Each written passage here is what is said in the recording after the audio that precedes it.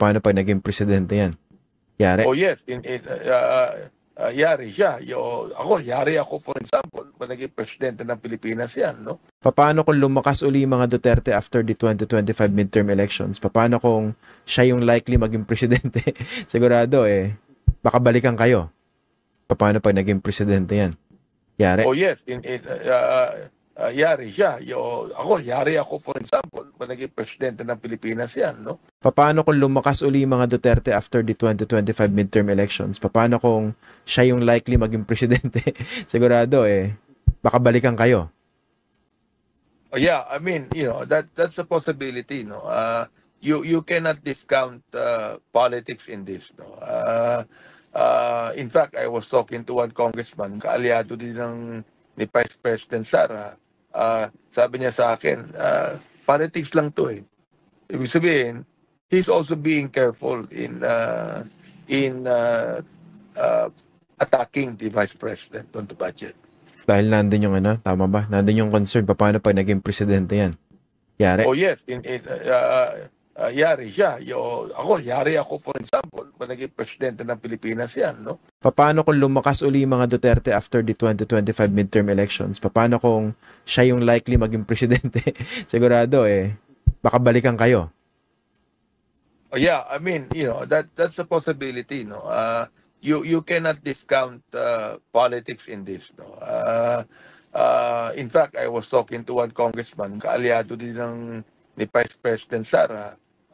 Sabi niya sa akin, politics lang to eh. Ibig sabihin, he's also being careful in attacking the Vice President on the budget. Dahil nandun yung tama ba? Nandun yung concern, paano pag naging presidente yan? Yari. Oh yes, yari siya.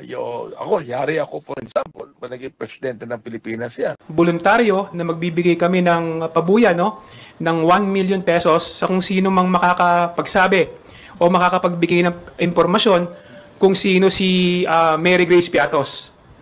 So kami sa committee ng Blue Ribbon at saka sa Quad Committee,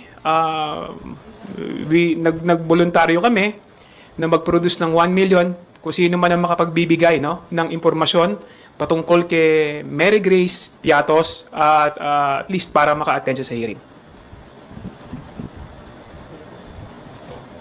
Sundan ko lang naman, no, napakadami na pong imbitasyon lalo sa mga sumusunod naman po sa ating hearings. We've been lenient enough na bigay na pong imbitasyon, meron na pong mga orders for the resource person. So, nag-aantay pa rin po tayo.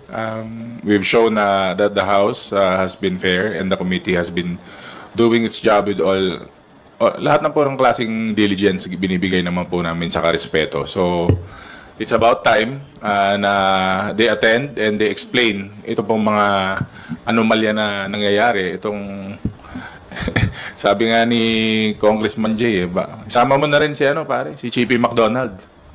Saka sino pa ba yung mga fictitious na tao na mention niya? Siyempre, yung pinakasikat si Mary Grace Piatos na patuloy po nating hinahanap para mapaliwanag po yung mga acknowledgement receipts na andyan na po na kumbaga nag-trending na yun. So, but again, the committee is doing its work. Tuloy lang po kami kasi gusto na rin po namin na matapos na rin yung investigasyon at patapos na rin po ang session namin, may mga ilang araw na lang po. In addition, napaka-importante kasi na maipakita natin kung sino ba talaga yung mga taong tumanggap ng pondo o pera galing sa confidential fund ng Office of the Vice President. Kasi sinasabi ni VP Sara na peke daw yung mga acknowledgement receipt na ipinakita, no, sa hearing.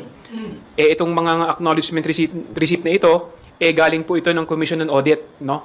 At sinabi nga ng Commission on Audit na ito yung mga ipinasa na acknowledgement receipt ng Office of the Vice President.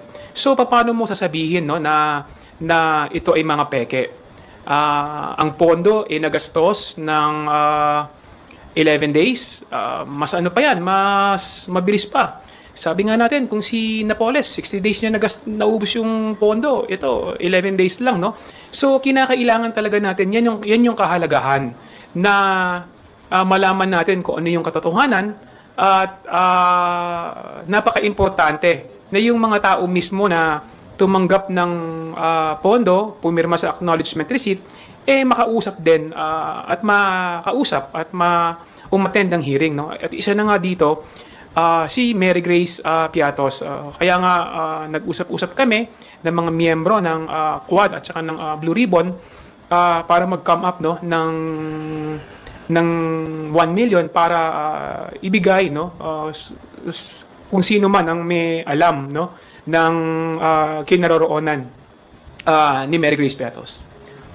Opo. Kung quick follow-up lang po about dun sa good government hearing, may balita rin po ba kay OVP Chief of Staff Yusek Zuleika Lopez? Kasi sa letter niya ang kanyang balik November 14. Are we hoping na sa next hearing natin ay makakadalo na siya? Do we have a new invitation na sent to Yusek Lopez office?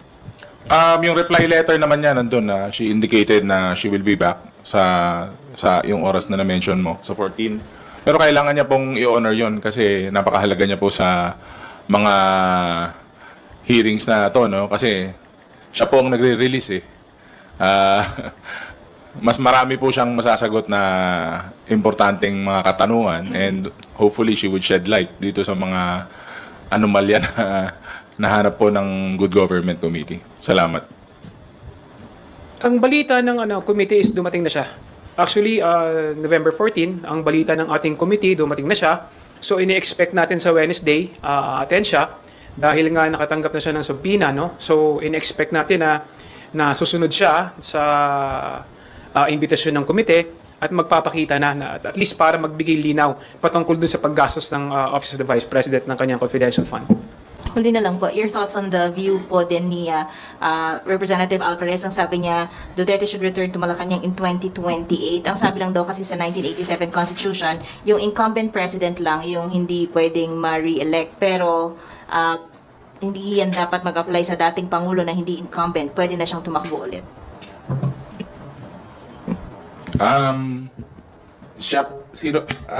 Si Presidente po ang tatakbo ulit?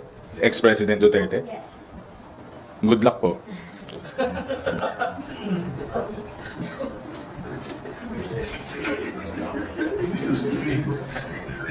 Ong Jay.